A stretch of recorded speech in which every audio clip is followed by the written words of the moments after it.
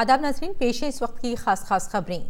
जम्मू कश्मीर में इंटरनेट खदमात की तोसी के सिलसिले में वहां के महकमा दाखिला ने कई बड़े फैसले किए हैं। खित्ते में बड़े पैमाने पर ब्रॉडबैंड सहूलतों की आज से तोसी की हिदायत दी गई हैं। कुछ अजला में 2G मोबाइल खदमात की इजाज़त भी दी गई है। कश्मीर डिवीज़न की इंतजामिया 400 इंटरनेट क्यूसिक कायम करेगी। BSNL समेत दीगर सर्विस प्रोवाइडर्स अस्पतालों और बैंकों समेत अहम सरकारी दफातर को ब्रॉडबैंड खदमात दस्तयाब कराएंगे। सियाहत से वाबस्ता होटल और दीगर मकामात पर भी ये सहूलतें पहुंचाई जाएंगी।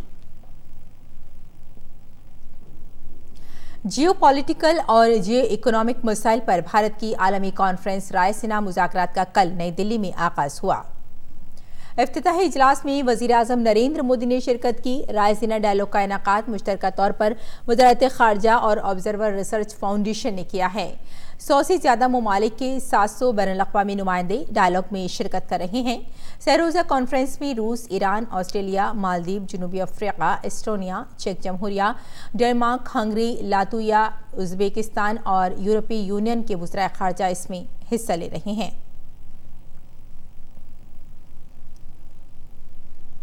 मुल्क भर में आज बरी फौज का दिन मनाया जा रहा है। सदर जमहूरिया रामनाथ कोविंद ने फौजी एहलकारों और उनके अहल खाना को मुबारकबाद दी है।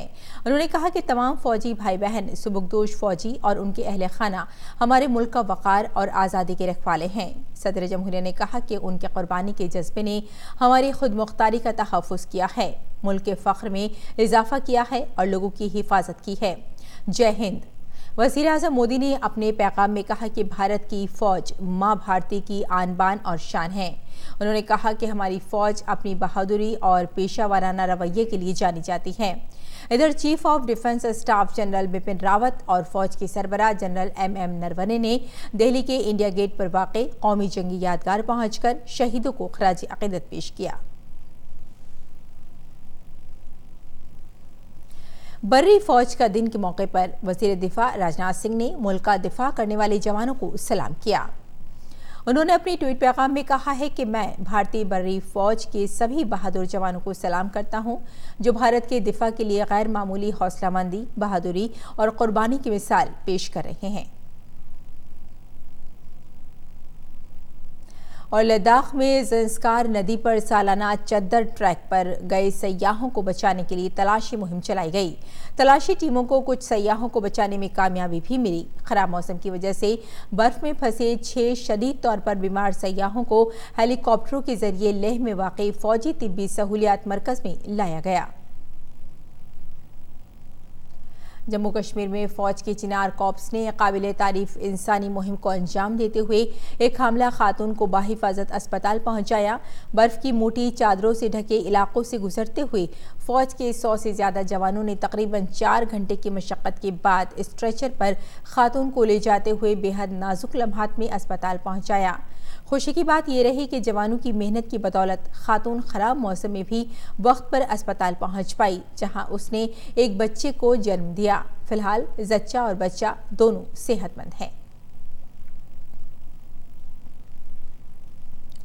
टोल प्लाजा पर महसूल की अदायगी का निज़ाम फास्टैग आज से लाजमी हो गया है।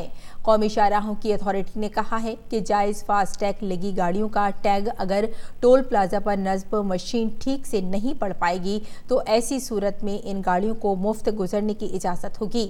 अभी तक जिनके पास फास्टैग नहीं है उन गाड़ियों के लिए टोल नाकों पर अब एक ही लेन होगी। फास्टैग से ईंधन और वक्त भी बचेगा।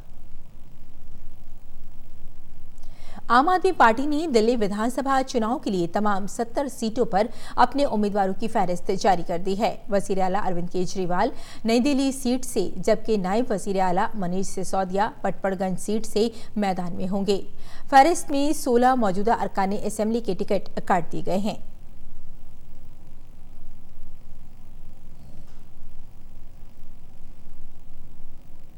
तो नाज़रीन, इस वक्त की खास खबरों में फिलहाल इतना ही। इजाज़त दें। आदाब।